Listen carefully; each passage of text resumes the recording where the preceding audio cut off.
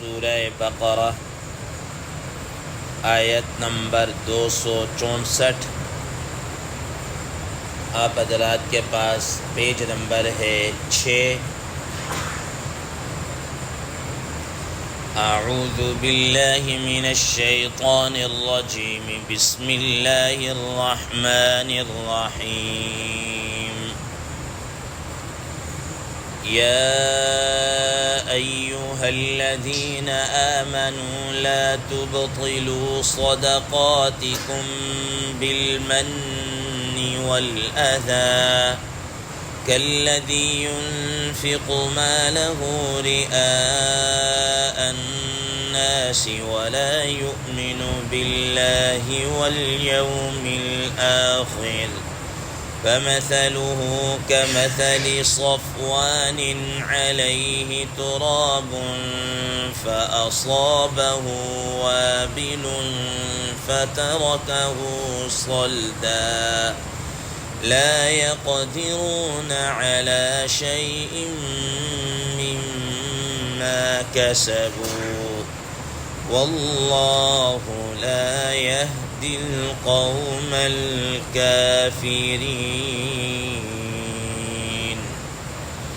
صدق الله العظيم۔ اللهم صل على محمد النبي الأمي وعلى آله وسلم تسليما كثيرا كثيرا۔ محترم سامعین کرام، اس آیت مبارکہ کا ترجمہ اللہ تبارک و تعالی ارشاد فرماتے ہیں، یا ایہا الذین آمنوا، اے ایمان والو، لا تبطلوا صدقاتکم بالمن والأذى، تم اپنے صدقات و خیرات کو احسان جتلا کر، تکلیف پہنچا کر ضائع مت کرو۔ کالذی ينفق مالہ رئاء الناس، اس شخص کی طرح جو اپنے مال کو خرچ کرتا ہے لوگوں کو دکھلانے کی غرض سے، ولا یؤمن باللہ والیوم الآخر، اور وہ اللہ اور یوم آخرت پر ایمان نہیں رکھتا۔ فمثلہ کمثل صفوان، اس کی مثال، اس کی حالت ایسے چکنے پتھر کی طرح ہے، علیہ تراب، اس پر کچھ مٹی آ گئی ہو، فأصابہ وابل، پھر اس پر زوردار بارش آ جائے، فترکہ صلدا، اور وہ اس کو بالکل صاف کر دے، چکنا چھوڑ دے۔ لا يقدرون على شيء مما كسبوا، وہ نہیں قادر ہوتے جو کچھ انہوں نے کمایا ہے اس میں سے کسی چیز پر بھی۔ واللہ لا يهدي القوم الكافرین، اور اللہ تبارک و تعالی ایسے کافر لوگوں کو راستہ ہدایت نہیں دیتے۔ محترم سامعین کرام، ما قبل کی آیات میں بھی آپ حضرات کے سامنے اسی مضمون سے ملتی جلتی آیات کو اللہ تبارک و تعالی نے بیان کیا کہ پہلی بات تو یہ ہے کہ اللہ کی راہ میں آپ نے خرچ کرنا ہے، اور اس کی اپنی جگہ شرائط ہے، ان کو بیان کر دیا۔ جیسے نماز کو شروع کرنے کے لیے اس کی کچھ نہ کچھ شرائط ہیں، پھر اس صدقے کے فوائد و ثمرات، اجر و ثواب کو برقرار رکھنے کے لیے بھی اللہ تبارک و تعالی نے کچھ شرائط، کچھ اصول و ضوابط کو مقرر کیا ہے۔ جیسا کہ کل کے درس میں آپ حضرات کو بتایا تھا کہ پھر انسان جیسا نماز شروع کرتا ہے، اب نماز شروع کرنے کے لیے اس کو برقرار رکھنے کے لیے بھی کچھ چیزوں کا ہونا ضروری ہے۔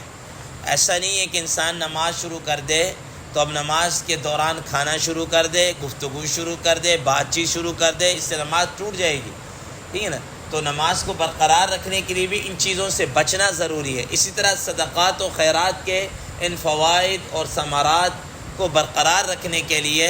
اور اس کے اجر و ثواب کو حاصل کرنے کے لیے ان چیزوں سے بچنا کیا ہے، ضروری ہے۔ اور وہ کیا تھا، وہ کل کے درس میں بھی گزر گیا، اور آج مزید وضاحت کے ساتھ اللہ تبارک و تعالیٰ فرما رہے کہ تم اللہ کی راہ میں خرچ کرنے کے بعد اس کے اوپر 2 کام آپ نے نہیں کرنے۔ نمبر 1 احسان نہیں جتلانا، نمبر 2 تکلیف نہیں پہنچانی، اذیت کے اندر مبتلا نہیں کرنا۔ جس کو آپ صدقہ دے رہے ہیں، خرچ کر رہے ہیں، جس پر آپ خرچ کر رہے ہیں، اس پر احسان نہیں جتلانا۔ بسا اوقات ایسا ہوتا ہے کہ ایک وقت میں انسان جس کے اوپر خرچ کر رہا ہوتا ہے اس کے ساتھ اچھے تعلقات ہوتے ہیں، اس پر خرچ کر رہا ہوتا ہے، بعد میں آگے چل کر اس کے ساتھ کچھ انبن ہو جاتی ہے، کوئی نئی تعلقات بگڑ جاتے ہیں۔ اب آدمی جناب اعلیٰ اس کو یہ کہے کہ اچھا تو وہی ہے نا کہ جس کو ہم نے کل پالا پوسا اور بڑا کہ آج ہم ہی کو ہی آنکھیں دکھا رہا ہے، ٹھیک ہے نا، وہ وقت بھول گیا ہے جب تمہارے پاس کھانے پینے رہنے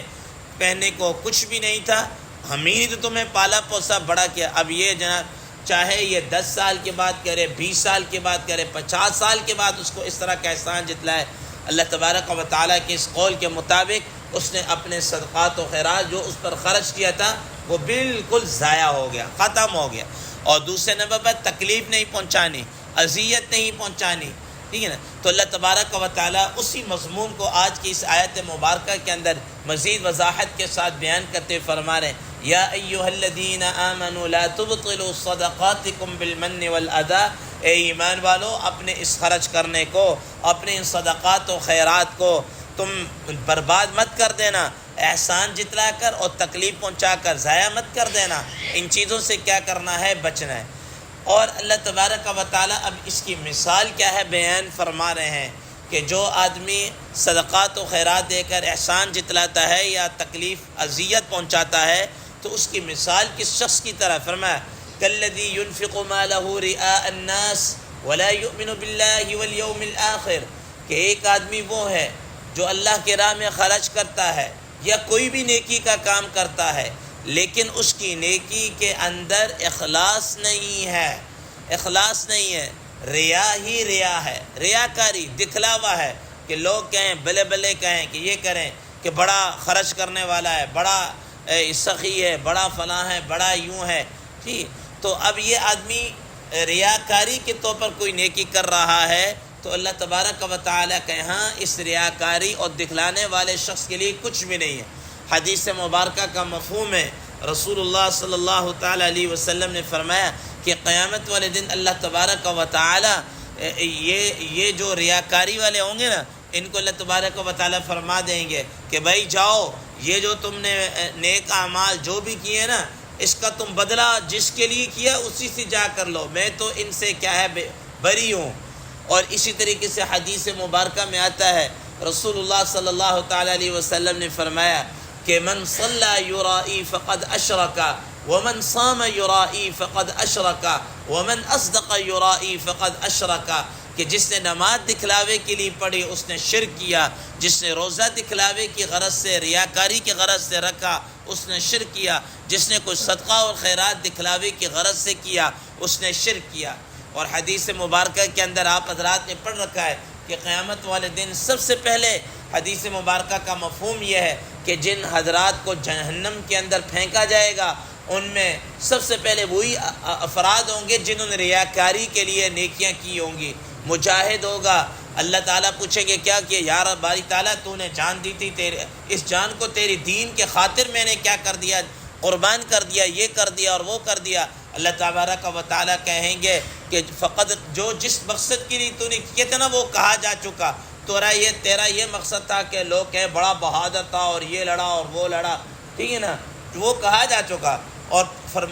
کہیں گے فرشتوں سے کہ اس کو پکڑ کر گھسیٹتے ہوئے جہنم کے اندر پھینک دو۔ عالم کو لایا جائے گا، وہ بھی یہ کہے گا کہ علم حاصل کیا، لوگوں کو پھیلایا، یہ کیا وہ کیا، اس طریقے سے اللہ تبارک و تعالیٰ فرمائیں گے تو نے جس مقصد کے لیے کیا تھا تاکہ لوگوں کے اندر بلے بلے ہو جائے، واہ بڑا عالم ہے، بڑے جناب اعلیٰ علوم کے اوپر اس کو گرفت ہے، بڑے جناب اس پر نکات ہے اور یوں ہے اور وہ ہے، تو فقد قیل جو تھا وہ کہا گیا، اس کو بھی گھسیٹتے ہوئے جہنم کے اندر۔ سخی اور مالدار کو لایا جائے گا، وہ بھی یہی کہ یا باری تعالیٰ تو نے مال دیا تھا، اس کو میں نے تیرے دین کے لیے غریبوں پر فلانوں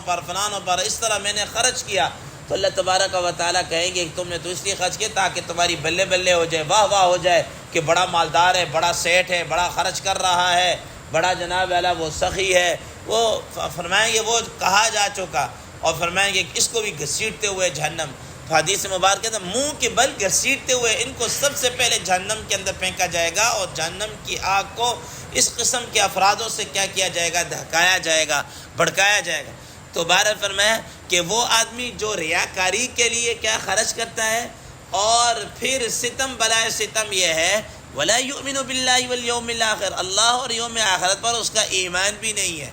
اب مجھے یہ بتائیں کہ ایک آدمی ریاکاری کے لیے خرچ کر رہا ہو اور مسلمان بھی نہ ہو، ایمان والا نہ ہو، تو اس کو کوئی ثواب کی کوئی امید ہو سکتی ہے؟ کوئی امید ہو سکتی ہے ثواب کی؟ چلو ایک آدمی مومن ہے مثال کے طور پر، اور ریاکاری کے لیے خرچ کر رہا ہے، چلو کچھ نہ کچھ تو اس کو پھر بھی ایمان کی برکت سے کچھ نہ کچھ تو مل ہی جائے گا نا۔ اور ادھر وہ جو ہے ریاکاری کے لیے خرچ کر رہا ہے اور ایمان بھی اس کے پاس نہیں، تو اس کے ہاتھ تو کچھ بھی نہیں آئے گا۔ فرمایا کہ بعینی مثال ایسے شخص کی ہے کہ جو آدمی خرچ کرے اور خرچ کرنے کے بعد کیا کرے، احسان جتلا دے یا تکلیف پہنچائے اور اس قسم کی کرے، تو اس کے ہاتھ بھی کیا ہے، کچھ نہیں آئے گا۔ اب اللہ تبارک و تعالیٰ اس کو ایک اور مثال کے ذریعے سے کیا ہے سمجھانے لگتے، فرمایا کہ فَمَثَلُهُ كَمَثَلِ صَفْوَانٍ عَلَيْهِ تُرَابٌ فَأَصَابَهُ وَابِلٌ فَتَرَكَهُ صَلْدًا۔ آپ حضرات اس مثال کو یوں سمجھیں جیسا کہ ہمارے عموماً گھروں کے اندر جو صحن وغیرہ ہوتے ہیں عموماً ماربل کے بنے ہوئے ہیں یا چپس ڈلی ہوئی ہوتی، پکے فرش ہوتے ہیں، ٹھیک ہے نا، بالکل صاف ستھرے پکے فرش ہوتے ہیں۔ کبھی کبھار ایسا ہوتا ہے کہ بارش آئی، بارش آنے کی وجہ سے اس پر مٹی کی ایک تہ آ جاتی، بارش جب پانی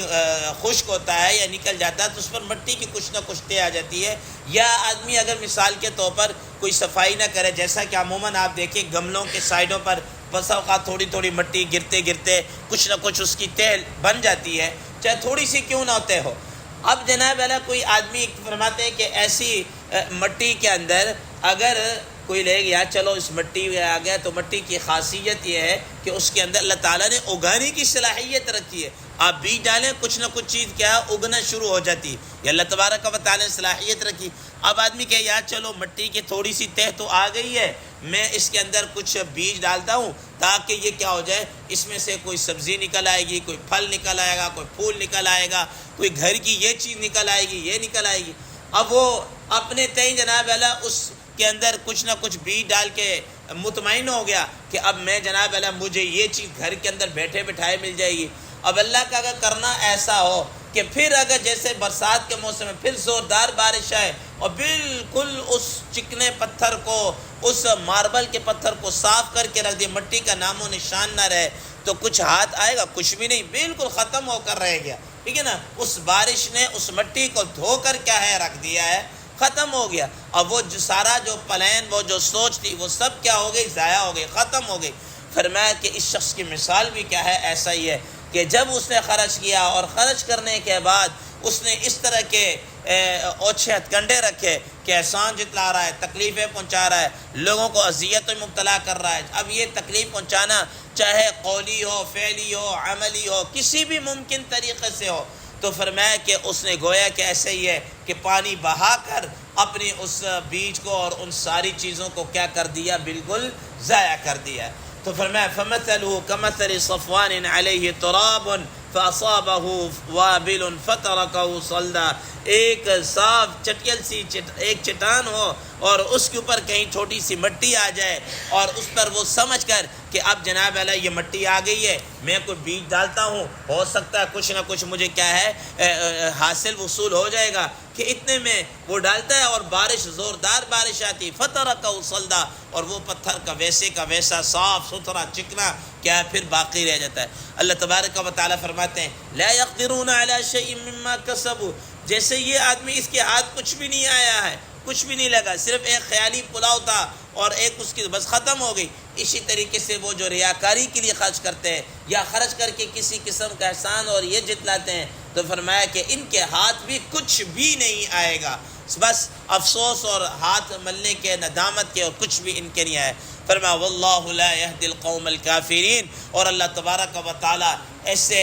بے ہدایتوں کو اور ایسے کافروں کو اور اس طرح کے سوچ رکھنے والے افراد کو ان کی رہنمائی نہیں کرتے، ان کو ہدایت نہیں دیتے، کیونکہ وہ ہدایت کے اوپر آنا نہیں چاہتے۔ ایسا نہیں کہ اللہ تبارک و تعالیٰ کی طرف سے ان پر مہر لگ گئی ہے، مہر اس وجہ سے لگ رہی ہے کہ وہ خود ہدایت کے اوپر آنا نہیں چاہ رہے، ورنہ اگر وہ ہدایت کے اوپر آنا چاہتے تو اللہ تبارک و تعالیٰ نے تو ہدایت کے سارے راستے کیا ہے کھول کھلا کر واضح کر دی ہیں۔ اللہ تبارک و تعالیٰ سے دعا ہے کہ اللہ تبارک و تعالیٰ نمبر 1 ہمیں خرچ کرنے کی توفیق عطا فرمائے، اور دوسرے نمبر پر اخلاص کے ساتھ خرچ کرنے کی توفیق عطا فرمائے، اور تیسرے نمبر پر اجر و ثواب اور یہ جتنے بھی فوائد و ثمرات ہیں ان کو سمیٹنے کے لیے ہمیں ان منفی چیزوں سے اور ان احسان اور تکلیف پہنچانا اور ان جیسے اوچھے ہتھ سے ہمیں بچنے کی بھی کیا ہے توفیق عطا فرمائے۔ وآخر دعوانا ان الحمد للہ رب العالمین۔